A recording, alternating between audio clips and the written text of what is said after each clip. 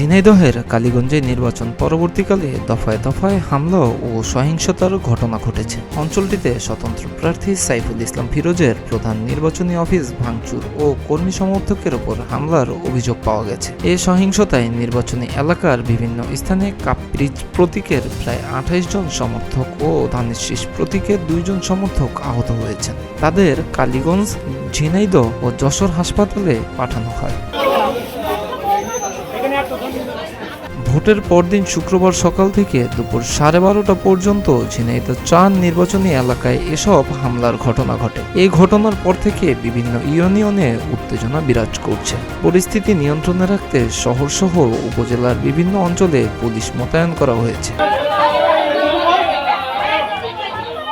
এবারের নির্বাচনে ঝিনাইদহ ৪ আসন থেকে জামায়াত প্রার্থী আব্দুল তালেব বিজয়ী হন। স্বতন্ত্র প্রার্থী কাপ-ব্রিজ প্রতীকের সাইফুল ইসলাম ফিরোজ ও ধানের শীষের রাশেদ খান পরাজিত হন।